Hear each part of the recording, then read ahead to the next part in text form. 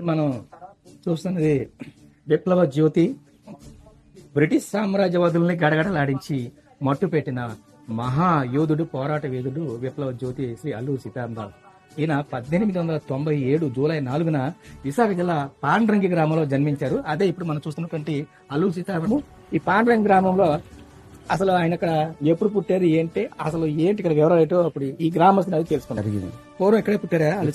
ఇక్కడే పుట్టారు. తల్లిదండ్రులు తెలుసా? మా తల్లిదండ్రులు తెలుసు. అప్పుడు చిన్నప్పుడు సీతారామరావు ఇక్కడే పుట్టారు, తిరిగారు. ఇక్కడే పుట్టారని మా తండ్రి వాళ్ళు పేరు పద్మనాభరాజు అని పృథ్వీ అంటారు. నాన్నగారు అప్పలనరసింహరాజు గారు 4 సార్లు ఎమ్మెల్యే చేశారు భీమునిపట్నానికి.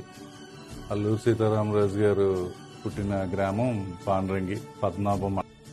అల్లూరి సీతారామరాజు గారు ఇక్కడ పుట్టడం మాకు చాలా గర్వకారణం అండి, మాకు కానీ మా గ్రామస్తులు కానీ అందరికీ.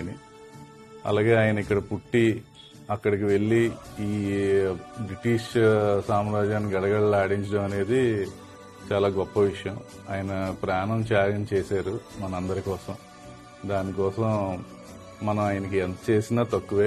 ఎందుకంటే మనం ఇలా ఉన్నాము అంటే ఆయన ఆ రోజు ఎందరో పోరాటం చేశారు. అందులో మా గ్రామం నుంచి ఈయన వెళ్ళడం అనేది మాకు చాలా సంతోషం, గర్వకారణం అండి.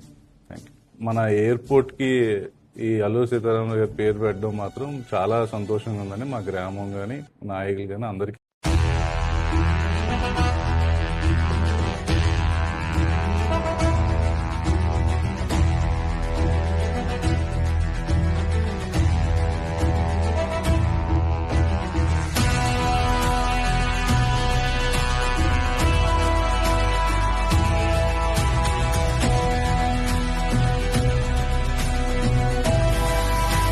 సీతారామరాజు గారు ఇక్కడే ముందు పరిపాలించారండి.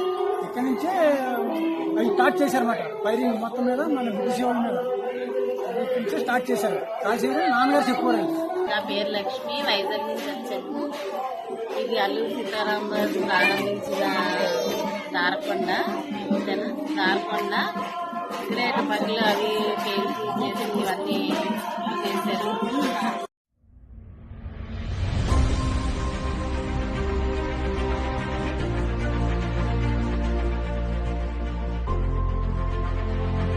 విద్యాభ్యాసం అనంతరము ఆయన బ్రిటిష్ వారు నర్సీపట్నం ఏరియాలో గిరిజనులను ఇబ్బంది పెడుతున్నారని తెలుసుకుని అక్కడ ఆయన 1917లో మొట్టమొదటిసారిగా ఉద్యమాన్ని ప్రారంభించడానికి ఈ మన్యంలోకి ప్రవేశించడం జరిగింది.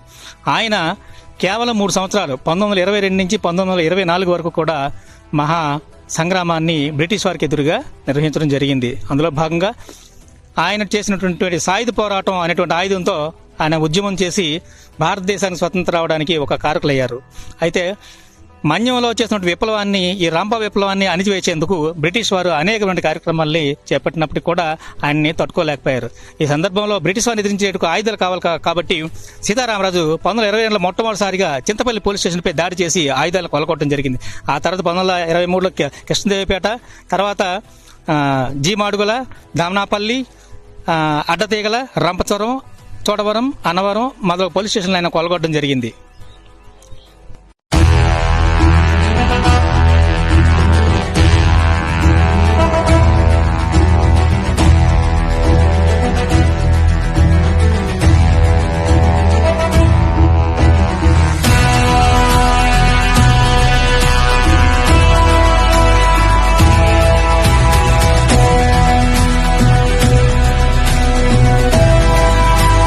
మీరు చూస్తున్నది అల్లూరి సీతారామరాజు ఆనాడు పుట్టిన పోలీస్ స్టేషన్లో ఒకటైనటువంటి కేడీపేట పోలీస్ స్టేషన్. బ్రిటిష్ మూకలను గడగడలాడించినటువంటి అల్లూరి సీతారామరాజు వరుస పోలీసు దాడుల్లో చేసినటువంటి అనేక స్టేషన్లో ఇదొక ముఖ్యమైనటువంటి స్టేషన్ కృష్ణదేవిపేట పోలీస్.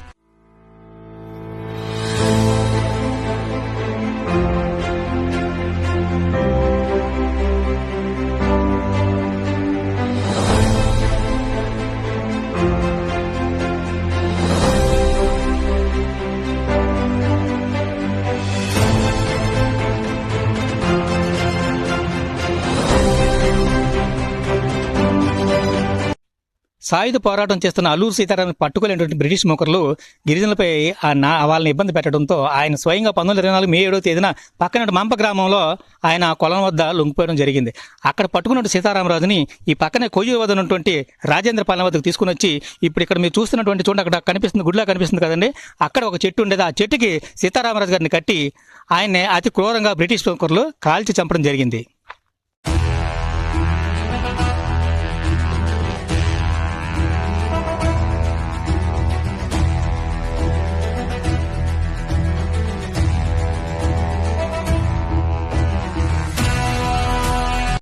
స్థానిక గిరిజనుల్ని ఇబ్బంది పెట్టడంతో చేసేది లేక రామరాజు 1924 మే 7వ తేదీన మంప గ్రామంలో స్వయంగా లొంగిపోవడం జరిగింది.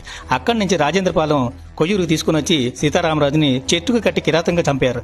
ఆ మరుసటి రోజు 8వ తేదీన కృష్ణదేవపేట వద్ద తాండవ నది సమీపంలో అల్లూరు సీతారామరాజుని ఖననం చేయడం జరిగింది. ఇదే అల్లూరు సీతారామరాజు యొక్క సమాధి. దీని పక్కనే ఆయన అనుచరుడు గాం గంటందొర యొక్క సమాధిని కూడా మీరు చూడొచ్చు.